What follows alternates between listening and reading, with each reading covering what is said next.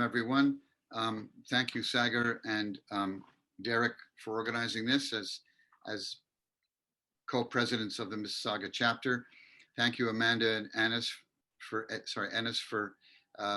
telling us all about Brampton this morning, which is important for those folks, obviously, who live in the area. And I'm sure there's going to be a lot of surprising facts, information, and statistics to really make them sit up and pay attention, which is great. For the club, this is our 92nd webinar since last April. So the club is still quite active. We took off about 6 weeks in the summer and we started again yesterday. And of course, we take off at Christmas and also for about 6 weeks, but nonetheless, this is our 92nd. We're going to be opening, it looks like, New York City with a new chapter in October, hopefully, as you know, as regulations permit, and again, hopefully in September, October, probably October now, I guess, for either in the GTA or in Quebec. We'll see what we can do to have live meetings, but in the meantime, we will continue with the webinars. So lots of new and exciting information about the M&A Club is coming up, including our management or administration of our memberships is with Salesforce, and Salesforce have another, well, they have a lot of things. As you know, it's a multi-billion-dollar company. They have this thing called Salesforce Community, and our deals, the deals from members, the potential transactions that they're looking for, buy, sell, financing, will be on there interactively with our members, because now it's a PDF sent out every 2 weeks, but there'll be a listing there. There'll also be a member directory, so you can access somebody who is in whatever 40 or 50 different expertise, you know, ABL, a government institution, whether a BDC or a banker or a bridge financing person in Vancouver, whatever. So by province and by expertise, and that's, you know, with 1,200 members, sending out a member list is sort of not that interesting. But if you can find the contact that you need easily, that's a great value. So that's coming up really within days or maybe a week. It's all set to go finally. So that's it for the club. Again, thank you for attending. Thank you, Amanda. Thank you, Brampton, for doing this. And I'll hand it over to Sagar, who will introduce our panelists this morning. Welcome, everyone, and thank you for joining us in August. I know it's sort of, there's some rotating vacations and everyone's sort of ending off their summer here. We thought we'd take the time to do something a little bit different and invite our friends from the city of Brampton just to really hone in on sort of the local market here. We do a lot of conversations around various aspects regarding the M&A transaction and different phases of it. But there's a local market that we need to make sure that we're aware of what's going on around the market, because we're all active in this market. So we thought it'd be important to share some of the information and insights from our team at the City of Brampton.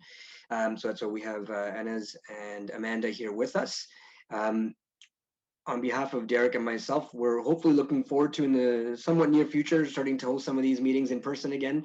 It's definitely something we've been looking forward to. And Derek, if you want to share sort of what's going on with your practice over at Loopster Nixon a little bit, and then we can jump into the presentation. Sure. Hi, Derek Van Doren, partner in the corporate commercial and finance group at Loopster Nixon. Yeah, again, I can't wait to be doing this in person, and I can tell you the first event that we host will be we will go all out, and it'll be quite a shindig. So hopefully we can do that soon. Firm is busy, transaction count is busy, and you know, looking forward to teaming up with lots of the people in the club to do deals in the future. Awesome, thanks, Derek. So you know, I can sort of echo that with the National Bank as well. Transaction count's been pretty high. The number of looks we're getting for M&A transactions in general has been quite robust. A lot of interesting sponsors and lots of interesting transactions to look at. So it's been quite an active market, which we can talk about if anybody's interested independently. So we're going to jump into our feature presentation real quick here with Amanda and Inez, and I'll just give you a quick, so Amanda will be sort of sharing the presentation.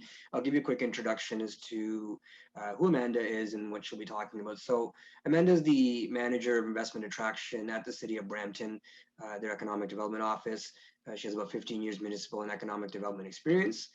Amanda currently manages the City of Brampton Investment Attraction team, mandated to drive inward investment both domestically and globally into Canada's second growing city. Amanda is a participant of the University of Waterloo's Economic Developers Association of Canada certificate program and a member of the Economic Development Council of Ontario. Passionate and proud born and raised Bramptonian, Amanda continues to call it home, raising her 3 boys and her husband in one of Canada's youngest, most diverse, and fastest growing cities. So amazing bio there, Amanda. Thank you for taking the time to share with us. And I'm going to turn it over to you and learn some great things about the city of Brampton.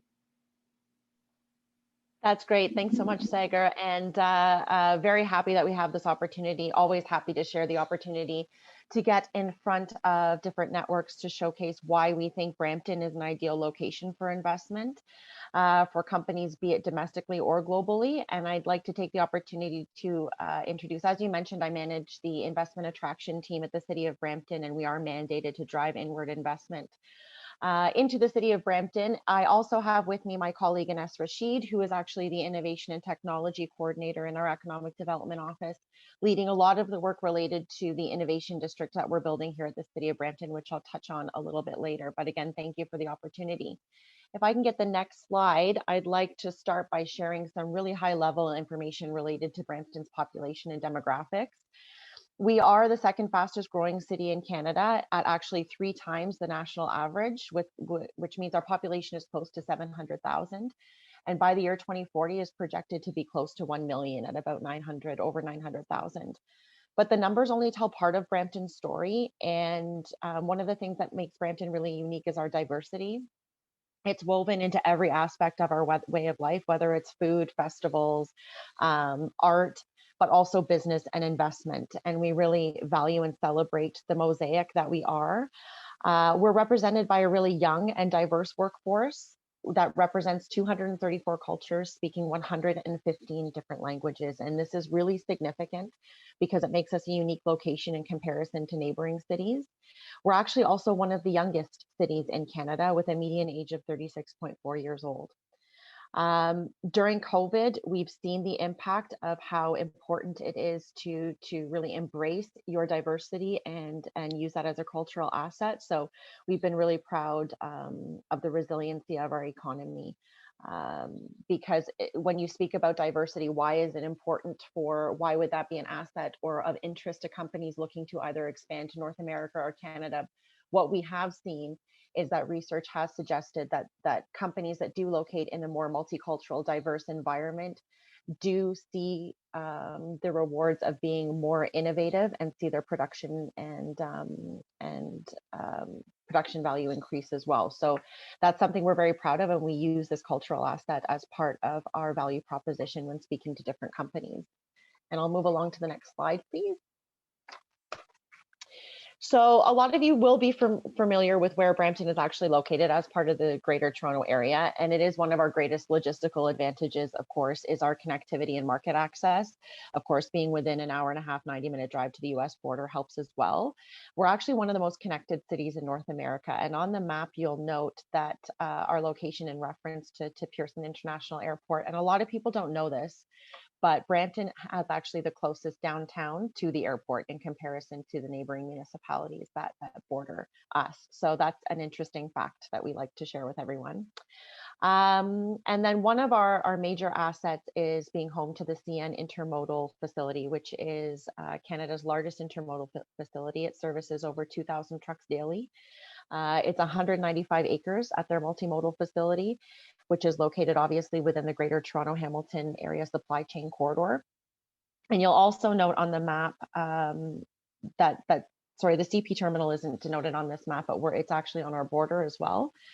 So having these 2 assets, one in Brampton and one just on our border, allows us to provide direct access to the Asia Pacific Gateway, allowing companies to have the quick and efficient import of container goods coming via rail from Vancouver and the Prince Rupert ports. Also connecting to the US through Detroit and Europe through the Montreal port. So we really see this as a logistical advantage. And on that note, if I could get the next slide, please, I will highlight our major sectors. We really benefit here from a strong and diversified economy, and I'll highlight our 4 major sectors, including innovation and technology, advanced manufacturing, health and life sciences with a focus on medtech, and food and beverage processing. Our economic diversification has proven to be vital, especially during the recent COVID-19 pandemic, especially when we're looking at our sectors of advanced manufacturing and food and beverage processing. We saw our advanced manufacturers having to pivot quite quickly from producing goods that they typically would to producing PPE equipment that was highly in demand in response to the pandemic. And also our food and beverage processors really rose to the challenge in some cases where all of a sudden they saw unprecedented demand for their product and they didn't have the staff or the technology to accommodate some of the new health and safety requirements and also the number of staff they would need to meet those demands. So they were all able to really rise to the challenge. And we see this as a bit of a silver lining to a very unfortunate situation, but really proud of the fact that Brampton's economy remained resilient during this pandemic. And of course, we're not out of the woods yet, but they are recovering along with us. And we see us building back stronger, better than ever. When it comes to our subsectors, we're growing our innovation and technology sector here in Brampton, but we see cybersecurity as a really interesting opportunity for us. It sort of oversees all sectors. It's paramount now more than ever that any company, any industry is looking to protect their digital assets. And we're looking at actually building a cybersecurity hub here in our innovation district, and I'll speak to that a little further on in the presentation. And then something that also gives Brampton a competitive advantage is our logistics sector. We're really well connected, as I mentioned, and we are home to the CN Intermodal Facility, but it really is a competitive advantage for companies here because they can move their product from the beginning phase into the consumer's hand really quickly, just given our connectivity via rail. We're obviously connected to all the transcontinental highways. So this is something that we really value as a strength in our economy. Next slide, please. I'm going to touch a little bit more on logistics because it is important to us, and that is our robust supply chain. So this kind of underpins and supports our entire economy. This gives us the unique advantage to be a leader in the supply chain market. And we also have access to skilled workers with the ability to expedite trade through international agreements that make us a really great economic gateway for the quick and efficient movement of goods and services. In Brampton, there's 11,000 employers within the logistics sector, and it employs 24,000 people. And we've really seen recently, as a result of the pandemic and some of the demand on different industries, that there has been a real influx in the industrial demand in Brampton, which has been interesting, largely as a result of our supply chain and logistics sector. And if I can get the next slide, please. I'd like to talk now about Brampton's unique workforce advantage and the talent we have here in the city. Our location at the center of the innovation corridor gives us the opportunity to attract talent from both Toronto and Waterloo. And then being the second fastest growing city in Canada, it allows the growth of our labor market to support employers as well. In fact, our labor force is the fourth largest in Ontario. And as part of the Greater Toronto Area, employers here have access to 30% of the university students in Canada. We're within 1 hour's drive of 21 post-secondary institutions, including the University of Toronto, McMaster, and the University of Waterloo.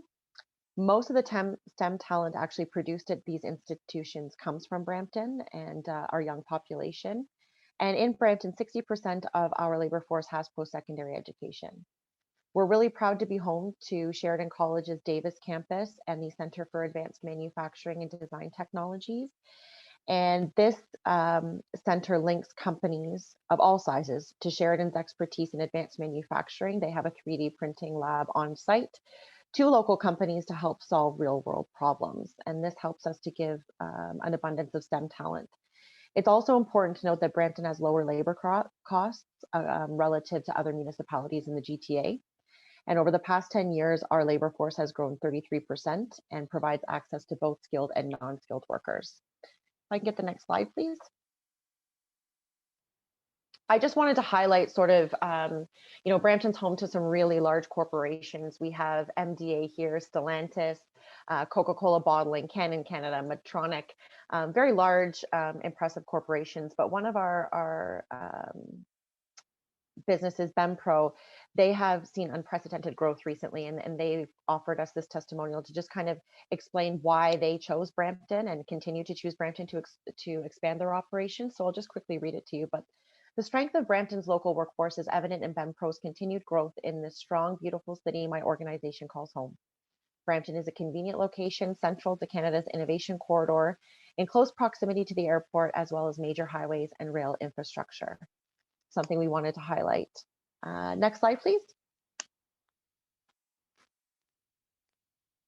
I'd also like to draw your attention to a non-financial incentive that the City of Brampton offers, and that is the role of the expediter. This is Paul Aldonate, and he's an urban planner by trade, but part of our economic development office, and his investment services team offers concierge service to help investors through the development process and help them through any unforeseen red tape that may come up, making sure that both the client and the city are on the same page with regards to any permit timelines, building approvals. This has really proven to be a competitive advantage and asset for the City of Brampton because not a lot of municipalities offer this service. In addition to the expediter services, his team provides one-on-one assistance supported with regional data. So anytime you need any data, population demographic information, market intelligence from Brampton, you can reach out to us and we'll connect you with the investment service team to provide that for you. And we also have online resources on our website, investbrampton.ca, that includes an online site selection tool. So if you have clients looking for a specific area of the city, size of land, building, whether it's brownfield, greenfield, you can enter that information in and pull it up online. Sometimes, I mean, you can often do that on other websites as well, but sometimes we like to brag that this one's a little more efficient. Next slide, please. I want to touch on a little bit about what Brampton is doing in terms of green and sustainability. And I think that's important, especially the way our economy is changing. There's more emphasis from a government level and investment level on green living. So recently our council declared a climate change state of emergency. And that sets a goal to reduce greenhouse gas emissions generated by the city by 80% in 2050. It also puts more emphasis on education on climate change and incorporates community partners like school boards and colleges like Sheridan College and the business community in the planning and launching of better environmentally friendly policies and technologies. Brampton is among 25 municipalities in Canada that has completed the Global Covenant of Mayors for Climate and Energy Showcase Cities pilot, which is an intensive one-year program focused on local climate action. And the City of Brampton received a mitigation badge as a result of its climate efforts. It's awarded to cities that complete an inventory of greenhouse gas usage in their community, sets emission targets, and has an approved mitigation plan, such as our community energy and emissions reduction plan. We are also one of the first cities, actually in Canada, to have the largest deployment of e-buses. So these are electrically run buses in our city, and now there's 8 actually on the road. This is as a result of, in 2019, we received significant funding towards phase 1 of the pilot. Again, first of its kind, it was in collaboration with our transit department and the Canadian Urban Transit Research and Innovation Consortium. The manufacturers of the fully electric buses are New Flyer Industries and Nova Bus, and the charging station manufacturers are ABB and Siemens.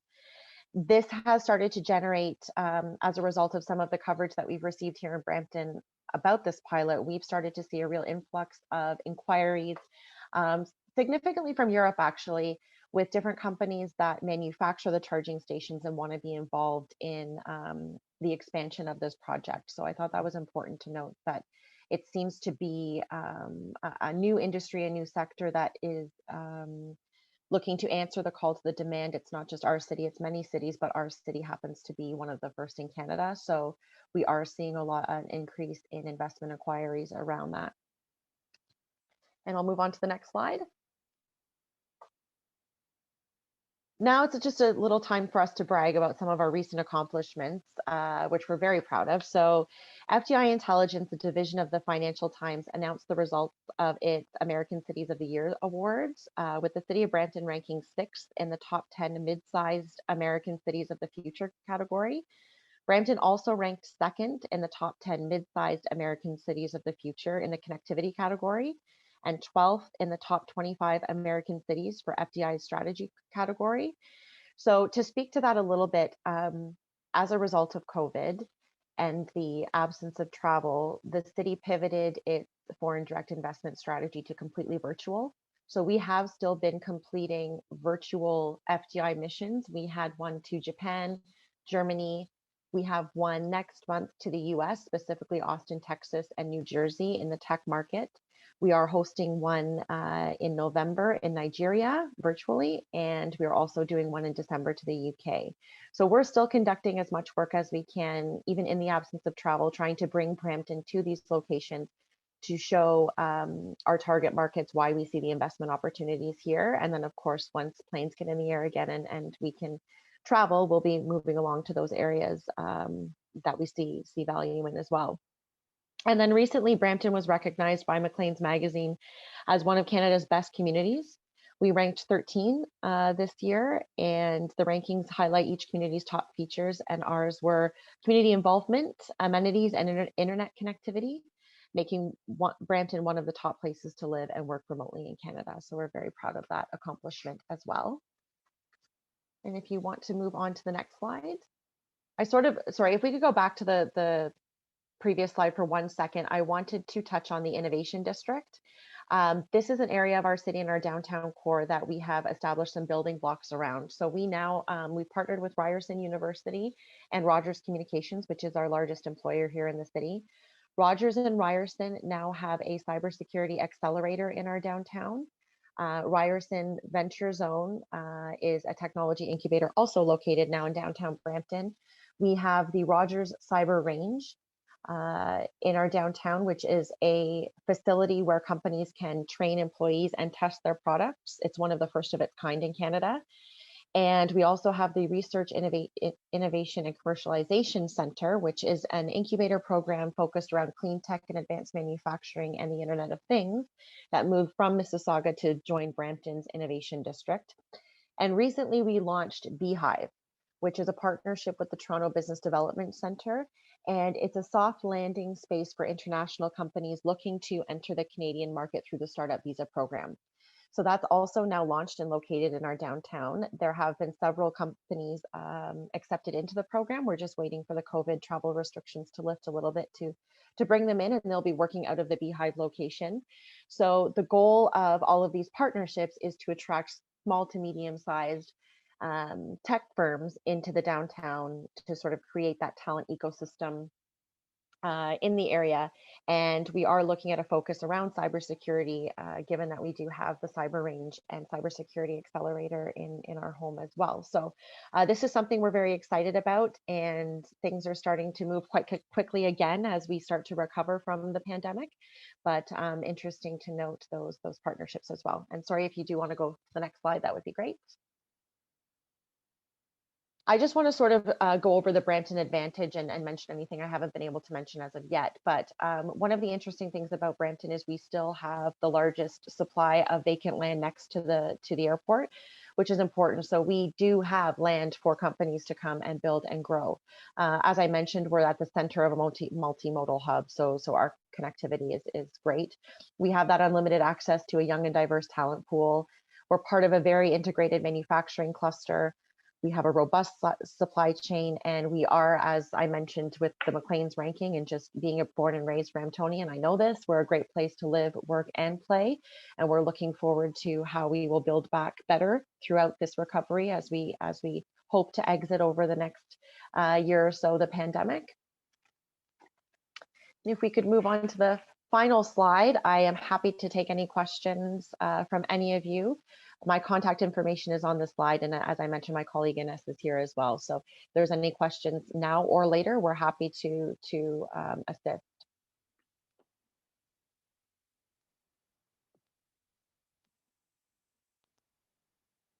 So folks, this is the time if you'd like to ask any questions about Brampton, the activity in Brampton, some of the business insight that Amanda was mentioning there, along with some of their growth. Just a quick comment here, for everything from sort of business to school to diversity. It seems like Brampton does offer quite a bit to both their immediate neighborhoods, as well as sort of the adjoining markets and communities as well. Not to mention, obviously, given the fact that you have the direct extension into Vancouver and that sort of thing. So So, obviously there's some great opportunities for businesses, especially from an M&A perspective, that are looking to either acquire and or grow within the community and or, vice versa, build offices and or hubs there too. Do you want to talk a little bit about maybe, and maybe you guys do have some insight, just some conversations you guys have been having as to where you think things will be going and what the outlook is for the city with sort of some of the COVID restrictions moving forward? Yes, and one of the things is that we have seen an increased number of inquiries related to M&As, and that is something we haven't seen before. Obviously, FDI globally has declined as a result of the absence of travel, and so as a result of that, we have seen an increase in those inquiries, and that's something we typically don't get involved with. And one of the reasons why is from a municipal perspective. The concern with mergers and acquisitions is if one of your local companies is bought, they could potentially get moved out of your city. So we don't want to lose any of our companies. Of course. But we also understand that this is something that could be a direct response of the pandemic. And so we have to be flexible in how, this is part of why we're here today too, is building that network and developing those conversations so that when we do have companies that approach us, that say we'd like to look at a partnership with a business in your city, we can off-ramp them into the right location. We have really seen an increase as well on the industrial side. There's been a significant demand. There's always been a demand, and investment from advanced manufacturing and food and beverage processors happens pretty organically here, just because of the connectivity, the supply chain, everything's already here. Where we're really looking to focus our efforts now is around this innovation district in the innovation and technology field. And we really see sort of we have the talent, so we're really looking to build that ecosystem. But that's something definitely the increase in M&A inquiries has been really evident, and something internally, and NS knows this, that we've had quite a few conversations about is how do we respond and how do we build this into our economic recovery and use this as a tool to do that. Yeah, no, which is fair, and as and I've had a few conversations regarding some of those inquiries that you've gotten, and we've helped to a degree, I guess, where we can make some introductions and help to create the network, and obviously that's why we're here today in terms of you guys chatting with the folks in our group. And as maybe Amanda, just do you want to shed some light on some of those conversations, maybe provide a little detail just for the benefit of the folks listening as to the types of conversations you're having, the types of inquiries you're getting, because there may be folks that are listening that may be able to partner with you guys, provide some insight, or even provide some direction for some of the inquiries that you're getting. You want me to handle it, Amanda? Absolutely. You get a lot of the requests, so you're the best person to speak to, but go for it. Thanks so much. And yeah, thanks, Cigar. I think you've made some great introductions for us. Typically, the M&A inquiries that we're getting are about acquisition. So, it's a company. Typically, the profile of the company is a company outside of Canada that's looking for a gateway into Canada. So basically, they're looking to acquire a company that gives them a foothold in the market and helps them sort of establish and grow from there. They tend to be, sector experts or sort of industry experts in the range of products that they manufacture. So we've seen some strong interest from textiles, from packaging companies abroad, some technology companies, and a few different types of companies like that kind of want a foothold in. And we know that, with succession and what, businesses kind of transitioning, there are a few businesses that are undergoing that. And sometimes we're not knowledgeable about which businesses are ready for, that transition, or which ones are looking. So that's where, the introductions that you've made and the M&A Club can make can be really helpful to like flag and let us know what, if you're working with specific businesses from, an accounting, financing point of view, that, are in Brampton and are looking for that succession. We can you can help us by making some introductions there, and then if we have inquiries as well, we can kind of forward on and connect you wherever appropriate as well. Yeah, which was great, and it was great to hear some of those conversations when you and I first spoke about it, and to hear that there is a lot of interest in our local communities from businesses sort of abroad, which is good to hear that they're hearing about these communities and seeing the benefit and bringing some of their business over to our world. So we'll leave it open for a couple of minutes here if anybody has any questions, and then maybe Lorene, if there's no questions, you can just provide some housekeeping in terms of what will be sent out post-meeting to those that registered and those that actually attended. So Lorene, if you want to do that while we're waiting, and if there's any questions, we'll field them once Lorene's finished. Otherwise, we'll close off the session and thank our great speakers and for sharing the insights into Brampton. Looks like there's some amazing things happening, and look forward to being involved with the growth. Sure. Thanks, Sagar, and thanks, Amanda and Anes, for the presentation. So after the webinar, you will receive the attendees list. And if you need to watch again the webinar, I've recorded the webinar, so it will be available on your YouTube channel. So you just need to send me an email, and I will be happy to share with you the link about our YouTube channel. Perfect. Okay, so I guess we'll leave it at that, folks. The list that Lorene sends out will actually have, and as well as the presentation, will have the contact information for Amanda and Inez. So if there's any folks that are interested in learning more about how they can get involved, some of the growth opportunities that they mentioned, please kindly reach out to them. Our next, actually I don't have the date, I should have had that prepared, but the date for our next webinar, don't know if you have that in front of you, Lorene, but I'm just gonna take a quick second to check here. Is in September for the Mississauga chapter, and we're September 16th. That's right, September. I just pulled it up. September 16th is our next one. So do look out for the registration for that, and we look forward to connecting with everyone as they're sort of back from their vacations and holidays. And we wish everyone a great remainder of the August month and the remainder of the summer. Enjoy your summer, everybody. Thank you for the opportunity. Make the most of it. Thanks Thank so much. you, guys. Great Bye-bye. insight. Thanks so much, guys. Thank care. you. Bye, everyone.